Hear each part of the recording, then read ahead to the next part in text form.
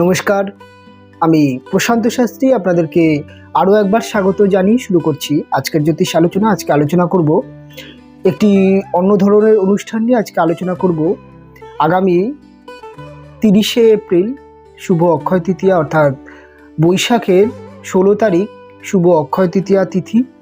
এবং আপনারা জানেন যে আমাদের বাংলা নববর্ষের যে আমরা পয়লা বৈশাখ পালন করি, তার থেকে কিন্তু অক্ষয় তৃতীয়া অত্যন্ত শুভ একটা তিথি হিসাবে মানা হয়ে থাকে। এবং এই অক্ষয় তৃতীয়ায় কিন্তু আমরা বিভিন্ন যারা ব্যবসা করেন তারা কিন্তু লক্ষ্মীনারায়ণ পুজো করেন। এবং অক্ষয় তৃতীয়া অর্থাৎ এই তৃতীয়া কিন্তু আপনি যা কাজ করবেন না কেন, আপনি আজকের দিনে যা কাজ করবেন, যা দান করবেন, বিশেষ করে অক্ষয় তৃতীয়ার দিনটি আমরা দান বা পুণ্য দান করে থাকি। আপনি যা দান করবেন সেটি কিন্তু আপনার পুণ্য যেই লাভ হবে সেটি কিন্তু আপনার অক্ষয় থাকবে। এর জন্যই এই তিথিকে অক্ষয় তৃতীয়া বলা হয়। এই তিথিটি অত্যন্ত একটি শুভ তিথি, কেননা ভগবান বিষ্ণুর অবতার ভগবান পরশুরাম এই তিথিতে জন্মগ্রহণ করেছিল, আমরা জানি।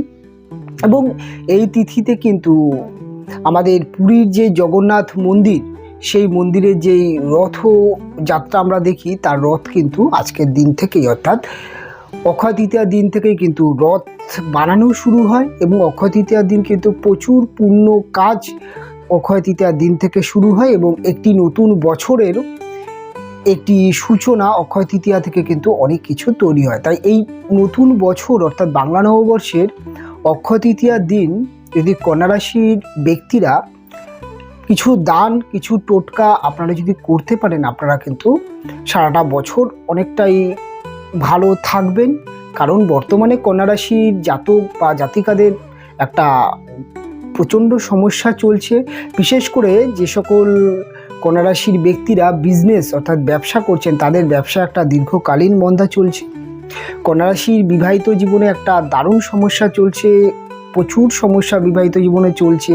এবং কন্যা রাশির কিন্তু একটা ভয়ঙ্কর অর্থকষ্ট এবং শারীরিক একটা কিন্তু ক্ষয়ক্ষতি হতে দেখতে পাওয়া যাচ্ছে। কন্যা রাশির ক্ষেত্রে সময়টা যেহেতু খুব খারাপ যাচ্ছে, তাই কন্যা রাশির জাতক বা জাতিকারা এই সময়টি খুব সহজ কিছু টোটকা বা সহজ কিছু দান করুন, যেগুলো কন্যা রাশির ক্ষেত্রে অনেক ভালো হবে। এই বিষয় নিয়ে আজকে আলোচনা করব। আসুন আমরা দেখে নিই কন্যা রাশির ক্ষেত্রে কী কী দান বা কী কী শুভ কাজগুলো করতে পারলে কন্যা রাশির ক্ষেত্রে অনেকটা শুভ ফল এই বছরটি আপনারা পাবেন। আপনাদের অর্থনৈতিক এবং আপনাদের সারাটা বছর যেন অর্থের একটা যোগান থাকে এবং আপনাদের প্রত্যেকটা বাধা বিপত্তি কেটে যায় এবং আপনাদের দিনগুলো, আগামী দিনগুলো ভালো হয়, এই নিয়েই আজকে আলোচনা। দেখুন, কন্যা রাশির সবথেকে বড় যেই সমস্যাটা সেটা অর্থ সংকট। এবং আপনারা যারা বিজনেস করছেন, যারা বিজনেস করছেন না, যারা হাউস ওয়াইফ আছেন, যারা যে কোনো কাজকর্ম করেন, এই অক্ষয় তৃতীয়ার দিন কন্যা রাশির জাতক বা জাতিকা আপনারা উভয়ই চেষ্টা করবেন সবুজ ডাল, অর্থাৎ আমরা যেই চানা তরকা খাই, সেই তরকার যে ডালটি হয়, সেই ডাল বা ধনিয়া, যেই আমাদের রান্নায় ইউজ করা হয় ধনিয়া, এই ধনিয়া বা তরকার ডাল আপনারা যদি পারেন প্রবাহবান নদী, যেখানে জল সবসময় প্রবাহবান, সেরকম নদীতে আপনারা অর্ঘ্য দিন, অর্থাৎ দান করুন। এবং যে কোনো গরিব বা যে কোনো দুস্থ ব্যক্তিকে আপনারা দান করুন। এই দান কিন্তু আপনাদের ক্ষেত্রে একটা পূর্ণ লাভ এবং আশীর্বাদ আসবে। সেক্ষেত্রে আপনাদের কিন্তু কিছুটা হলেও অর্থ সংকট বা অর্থের যে একটা অভাব, সেটা কিন্তু অনেকটাই কমবে। এবং তার সাথে সাথে এই দিনটিতে আরেকটি কাজ করতে পারেন। এই দিনটিতে আপনারা যে আপনাদের বাড়িতে যেই গৃহে যেই মা লক্ষ্মী বিরাজ করেন, সেই মা লক্ষ্মীর কাছে আপনারা যদি পারেন কোনো তামার বা কোনো পেতলের কোনো একটি পাত্র, আপনি নতুন পাত্র সেটা কেনবার চেষ্টা করবেন। এবং আপনার বাড়িতে এমন কিছু পাত্র আছে যেটা আপনি ইউজ করেন না, সেরকম পাত্র অর্থাৎ নতুন পাত্র, আপনি সেই পাত্রে আপনি মা লক্ষ্মীকে আপনি এই দিনটিতে আপনি সবুজ যে চানা বা আপনি বাড়িতে নিরামিষভাবে একটি সাদা দুধের পায়েস যদি রান্না করতে পারেন সাদা মিষ্টি দিয়ে, বা আপনি যদি পারেন একদম ফ্রেশ শুদ্ধভাবে সাদা পায়েস যদি আপনি মা লক্ষ্মীকে আজকের দিনকে প্রসাদ হিসাবে দিতে পারেন, আর সেই প্রসাদ যদি আপনারা আহার করতে পারেন সেক্ষেত্রে অনেক ভালো হবে। এবং মা লক্ষ্মীকে আপনারা যদি পারেন এই আজকের দিনে অর্থাৎ অক্ষয় তৃতীয়ার দিনে, পাঠটি যদিও বুধবার পড়ছে তবুও আপনারা যদি পারেন সেক্ষেত্রে 5টা আপনারা সুপারি এবং একটি পান সেটা মাকে আপনি দিতে পারেন। এবং মায়ের লক্ষ্মীবার যেমন লক্ষ্মী পুজো করেন সেরকমভাবে লক্ষ্মী পুজো করবেন। এবং ওই 5টি সুপারি এবং পান এবং তার সাথে কিছু গোটা ধান, অর্থাৎ গোটা ধান বলতে 1 শীষ ধান হতে পারে, বা আপনি 5খানা গোটা ধান, ধানটা যেন কোনো রকম ভাঙা না থাকে, গোটা ধান যদি আপনি দিতে পারেন, আর সেই ধানটি একটি লাল শালো কাপড়ে আপনি পুজোর পরের দিন তুলে নিয়ে সেই লাল শালো কাপড়ে বেঁধে আপনি যদি আপনার লকারে বা আপনি যেখানে টাকা পয়সা রাখেন, বা আপনার বিজনেসের ক্ষেত্রে তো লক্ষ্মীনারায়ণ লক্ষ্মী গণেশ থাকছেই, সেটা আপনি পয়লা বৈশাখে পুজো করুন না বা অক্ষয় তৃতীয়ায় পুজো করুন। সেক্ষেত্রে আপনি যদি বিজনেসের ক্ষেত্রে লকারে বা বাড়ির যে লকারে আপনি যদি রাখতে পারেন সেক্ষেত্রে কিন্তু কিছু অর্থপ্রাপ্তি বা অর্থ সংকট, যেটা সারা বছর নেই একটা ব্যাপার থাকে, সেটা কিন্তু অনেকটাই কমবে। এবং যারা বিজনেস করছেন তারা এই অক্ষয় তৃতীয়ার দিন আপনার দোকানে যে ধরনের কাস্টমার আসবে তাদের মধ্যে ছোট যদি কোনো বাচ্চা আপনার দোকানে আসে, অর্থাৎ শিশু মেয়ে সন্তান হলে তো খুব ভালো, তাদেরকে কিন্তু আপনি কিছু ছোটোখাটো আপনি সাজার জিনিস, যেমন একটি ক্লিপ হতে পারে বা একটি ছোট্ট কিছু আপনি তাকে যদি গিফট দিতে পারেন তাহলে কিন্তু আপনার ব্যবসার ক্ষেত্রে কিন্তু একটা শ্রীবৃদ্ধি হবে। এবং আপনি আজকের দিনটিতে আপনি অবশ্যই নতুন বস্ত্র পরিধান করতে পারেন। আপনার জন্য কিন্তু আজকের দিনটি সবুজ কালারটি অত্যন্ত শুভ কালার, এবং তার সাথে সাথে আপনি কিন্তু এই আজকের দিন পিঙ্ক কালার আপনি কিন্তু বস্ত্র ধারণ করতে পারেন। এবং পিঙ্ক কালার নতুন বস্ত্র আপনি ধারণ করে দোকানে যাবেন বা কর্ম পরিবেশে বেরোন বা ব্যবসার কাজে, যে কোনো কাজে আপনি বেরোন, সেক্ষেত্রে অত্যন্ত ভালো দেখা যাবে, ভালো একটি ফল আপনি পাবেন। এবং আরেকটা জিনিস আপনি চেষ্টা করবেন, সেটা হচ্ছে যারা বিজনেস করছেন তাদের ক্ষেত্রে কিন্তু আপনাদের দোকানে নিত্য যেই পুরোহিত, অনেক দোকানে আছে সেখানে কিন্তু প্রতিদিন একজন পুরোহিত আসেন, পুজো দেন, তারা সামান্য কিছু দক্ষিণা 1 টাকা 2 টাকা এরকম দক্ষিণার মাধ্যমে কিন্তু প্রতিদিন পুজো দেয়। এরকম পুরোহিত যদি আপনার দোকানে আসে বা আপনার দোকানে যদি কোনো ভিখারি আসে, সেক্ষেত্রে তাকে কিন্তু আপনি সবুজ শস্য, যেমন হতে পারে আপনাকে বললাম তরকার ডাল হতে পারে, অর্থাৎ তরকা যে ডাল, সেই ডাল যদি আপনি তাকে কিছু দান করতে পারেন সেক্ষেত্রে কিন্তু আপনার ক্ষেত্রে শুভ অবশ্যই ফল দিয়ে থাকবে। এবং আপনি যদি পারেন গোবিন্দভোগ চাল যদি আপনি দান করতে পারেন সেক্ষেত্রে আপনার ব্যবসার ক্ষেত্রে এবং আপনি যে কোনো ব্যবসা করছেন সেক্ষেত্রে শুভ হবে। যারা পড়াশোনা করছেন তাদের জন্য এই সময় বিশেষ কিছু টোটকা আছে। পড়াশোনায় অমনোযোগী, পড়াশোনার রেজাল্ট খারাপ হচ্ছে, পড়াশোনা নিয়ে আপনি খুব টেনশানে আছেন আগামী দিন পাস করবেন কি না, সেক্ষেত্রে পড়াশোনায় অমনোযোগী হচ্ছে ছোটো ছোটো ছেলেদের, সেক্ষেত্রে একটা কাজ করবেন, এই দিনটিতে সকালবেলা স্নান করে উঠে এবং আপনি আপনার গৃহে যেই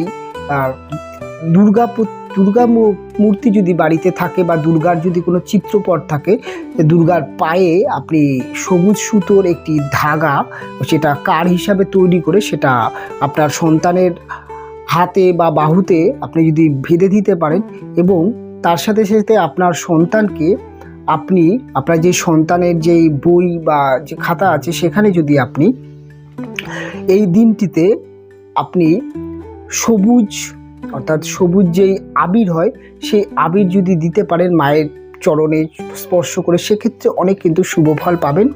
এবং আপনার বাড়িতে এই দিনটিতে আপনার সন্তান যে ঘরটিতে পড়াশোনা করে সেখানে কোনো একটি সবুজ ছবি বা কোনো একটি সবুজ গ্রিন প্ল্যান্ট রাখতে পারেন, সেক্ষেত্রে সন্তানের পড়াশোনার মনোযোগ বাড়তে থাকবে ধীরে ধীরে। এবং সন্তানের জন্য আপনি কিছু দান করতে পারেন, সেটি একটা জিনিস করতে পারেন। সন্তানের জন্য আপনি সাদা পায়েস হতে পারে বা সবুজ ডাল হতে পারে বা ধনিয়া হতে পারে, এটা কিন্তু আপনি জলে দান করতে পারেন বা কোনো আপনি গরিব দুস্থ ব্যক্তিকে আপনি দান করতে পারেন, সেক্ষেত্রে খুব ভালো হবে। এবং যারা পড়াশোনা করছেন তারা তাদের শিক্ষাগুরুকে সবুজ কালার যদি আপনি ছাতা দান করতে পারেন, আপনার যার কাছে আপনি শিক্ষা গ্রহণ করেন, পড়াশোনা করেন, আপনার যিনি গুরু তাকে যদি সবুজ ছাতা দান করতে পারেন, অর্থাৎ যেই ছাতা আমরা বর্ষাকালে মাথায় নিই, সেই ছাতা যদি দান করতে পারেন, সেক্ষেত্রেও কিন্তু অনেকটা পড়াশোনার ক্ষেত্রে শুভ ফল পাওয়া যাবে। এবং যাদের বিবাহিত জীবনের সমস্যা, ম্যারেজ লাইফ দীর্ঘ সমস্যায় যারা জর্জরিত আছেন, তাদের জন্য কিন্তু এই দিনটি আপনারা মহিলারা বিশেষ করে আপনারা যদি পারেন, সেক্ষেত্রে অবশ্যই আপনারা আপনাদের গৃহে যেই লক্ষ্মী গণেশ অনেকের গৃহে পূজিত হয় না, সেক্ষেত্রে দেবী লক্ষ্মীর পূজা অর্চনা হয়। দেবী লক্ষ্মীর কাছে আপনি যদি একটি নতুন নতুন একটি সিঁদুরের কৌটা, সেটি অর্ঘ্য করতে পুজো দিতে পারেন, এবং সেই সিঁদুরটি সারা বছর আপনি যদি পড়তে পারেন, সেক্ষেত্রে কিন্তু আপনার পতির কর্মক্ষেত্র এবং পতির ক্ষেত্রে ভালো একটি পাবে, এবং পতির ভালোবাসা আপনার ক্ষেত্রে, আপনার দিকে কিন্তু তার একটা ফোকাস, তার একটা কিন্তু সফট কর্নার, এবং আপনার হাজব্যান্ডের সাথে যেই মনোমালিন্য সেটা কিন্তু অনেকটাই কমে যাবে।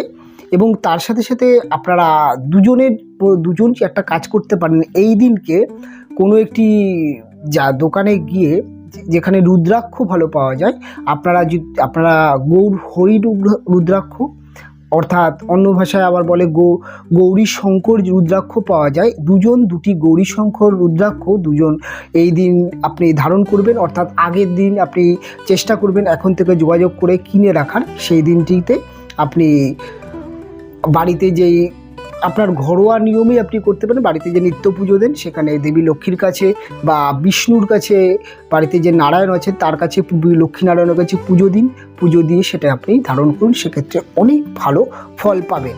এবং আপনাদের যাদের সন্তান হচ্ছে না বা সন্তান হতে সমস্যা, আপনারা কিন্তু ছোট বাচ্চা মেয়েদেরকে কিছু গিফট আইটেম, কিছু বস্ত্র দান করতে পারেন।